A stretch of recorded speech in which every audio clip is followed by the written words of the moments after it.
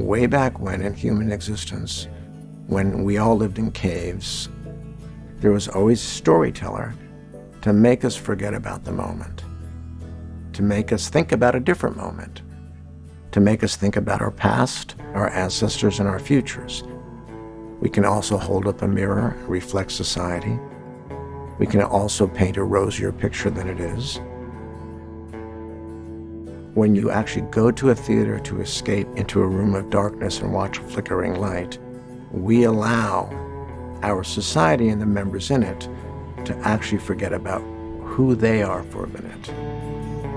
What drove me to become a filmmaker, I think I was raised to be obsessed with story. I love stories about politics and I love stories about human relationships. I don't look for the perfect structure. I don't look for the ribbon or the cherry on top. When you feel for a moment that that was truthful, that that was real, there is nothing like it. I had a friend one time tell me that I actually shouldn't be allowed to watch movies or TV because I get so emotional. I think about E.T. like once a week. I think about E.T. like that movie just dropped. Like the bicycle chase scene.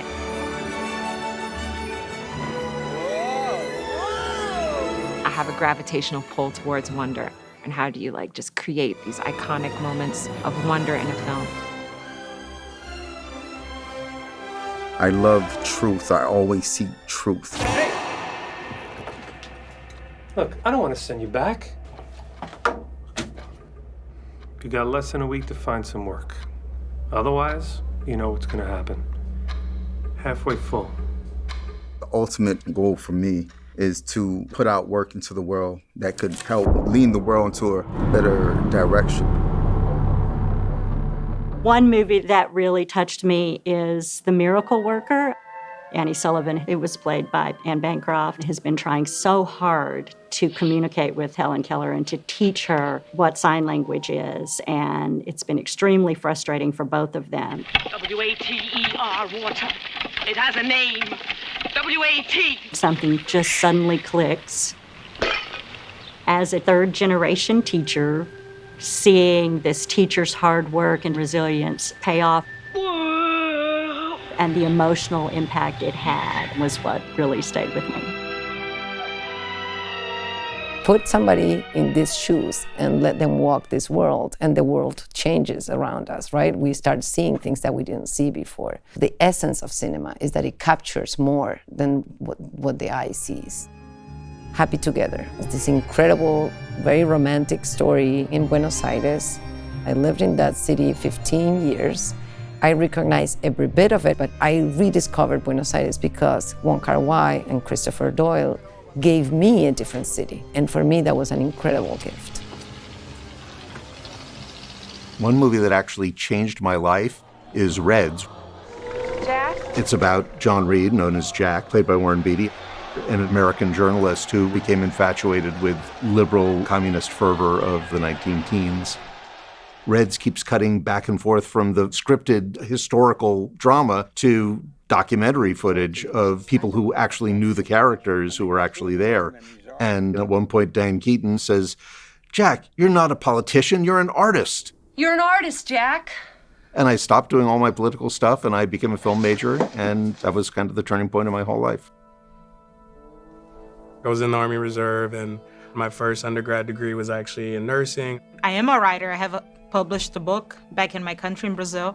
I was working in the Indian film industry for a few years, and I had no idea what I was doing. So this is a very comfortable space to learn the right way of doing things and then sharpen your skills by doing it over and over again. I believe filmmaking can be taught. I see it every day. I'm surrounded by brilliant professors, and I see the effect they have on our students. A good film actually has a sequence and an order and a thought behind why you're cutting from one shot to another shot. And that can be taught.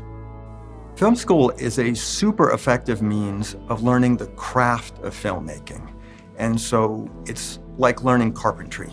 You can be taught how to plane, how to cut wood, how to measure. Just watching High and Low by Kurosawa, who's just a master craftsman. And if you watch the camera movement and the blocking of actors, you are revealing subtext.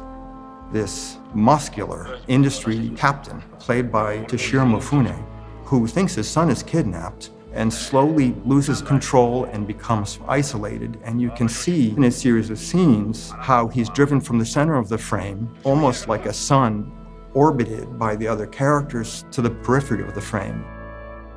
We can teach the technical aspects, but where stories come from is something that's mysterious. I love to start with a question. I love to start like something that I revisit and it's like, I did not get what happened there. I really want to explore why it's still sitting with me. Last Summer of La Bollita was an anecdote that I heard in my childhood. My mother was a gynecologist, my father was a psychiatrist, and they were discussing the boy, farmhand, that my mother was seeing. All of a sudden, he was menstruating.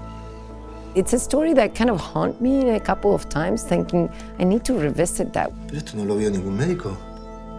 I think it's my job to always check my ego and my taste and try and make an effort to see a student and to see what they're about and to see the patterns that they're creating. But I can't make you see that thing. I don't think that you can teach someone what's important to them. Film school gave me the space to be creative and also the confidence in my sort of creative abilities that I didn't have before. Demystifying sort of how you make a movie, because there's so many parts of it. The best teachers have been the ones that are questioning the form and the ways that you're either advancing it or subverting it. Building relationships with professors and being like, can you watch it cut? And they would be honest with me with what's not working, because I want to get better as a filmmaker. Like, that's what I came here to do, so. The balance between the art and the craft, or the technical and the artistic, for film is a very fluid frontier. You imagine with the tools, you imagine with the technologies. Picture your mind. Cabinet of Curiosities. I had an idea about color and camera tension, and I wanted to contrast the coldness of a coal mine to this interior and this horrific sight that somebody's going to see. So I showed up and I literally took a pocket knife and started cutting the blinds with these slashes of white light coming through the windows. And it achieved what I was looking for in a short period of time. The whole thing with storytelling is you're like, hey, here's this thing. I see it and feel it this way. Now that I've done X, Y, and Z, do you now feel and see it that way too? My short film Cross My Heart is a family drama following an American teenage girl who goes to Jamaica and learns a secret that changes the way she sees the people she loves. I had planned this whole tracking shot down the hallway and all of this was gonna happen, and the tracking shot was not working. And me and my DP were trying to figure out what we were gonna do, and the girls were just in the hallway in their silhouettes, and they were just whispering in the hallway. And I just tilted my head at the monitor, and I was like, that's the movie. That's also what film school will give you, is more ideas about where to put the camera. But you could teach me 10 techniques. I might only choose 2 or 3 of them. Ricky is actually a thesis film, made into a short, premiered at Sundance 2023. Professor Spike Lee saw the script, loved it, and then they started a grant by another NYU alumni, Kerry Fukunaga. He did Beast of No Nation, to Nombre, True Detective Season 1. I was getting mentorship by both of them. Just put the card off and go slowly down to the pole, all right? It's not so much what we teach. It happens in the dialogue. It happens in the workshops. It happens in somebody giving you a note and helping you understand how you're communicating an idea. One of the greatest benefits of going to film school, and especially a master's program, is being surrounded by directors, writers, editors, just begging to collaborate with you. It's really, really nurturing towards building that skill. For me, it was about community and finding people that I could really work with and get along with, because I had no access to that world. There's no greater sort of fulfillment than passing on opportunities to your fellow classmates, and you get to grow with everyone. Where we see the biggest growth in our students over the course of working on films over and over again, being in class, working with each other, because I think they are each other's best teachers ultimately. Why they're there, what is it that they want to do as artists, as filmmakers. And that happens in an environment that is creative, that has guidance, that has structure, because it's a place where you get to practice things. The American public has less confidence in the value of higher education, and partly because of the cost. Thinking about where that might lead them is maybe one of the inherent challenges. I mean, time is money ultimately, and it's a big commitment doing a 3-year kind of conservatory. Tuition is, of course, due. As myself, a socialist, I would like to see, no tuition, but that's not the world we live in.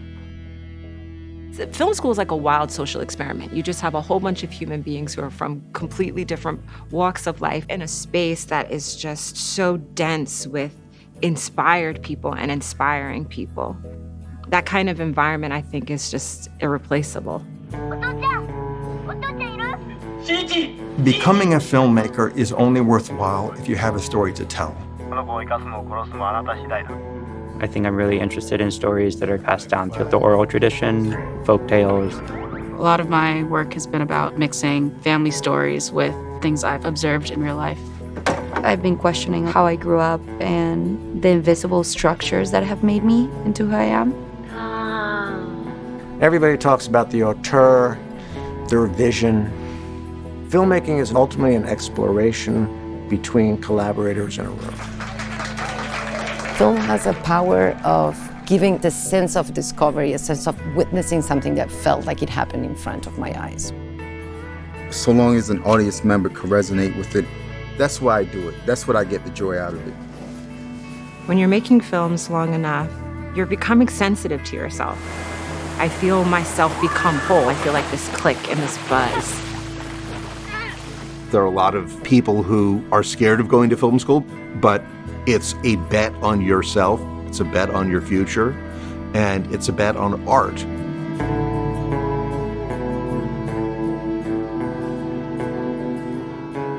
Tell us who you are, sir, please. I'm Jack Leshner. I'm the chair of the film program at Columbia University, and I'm also a film and TV producer. I am Julia Solomonov. I write, direct, and produce. Right now I'm the chair of NYU Grad Film. My name is Rick Lopez. I am an associate professor here at Fierstein. I am also a working filmmaker. I'm Santanish. I am a writer and director, filmmaker, and an educator, a teacher. My name is April Bedford, and I am the provost of Brooklyn College. My name is Rashad Fred. I'm a writer, director, and educator. I'm Anastas Mikos. I'm a cinematographer. How many of you have your MFA degree and are alumni? And how many of you are currently earning your MFA? Thank you so much.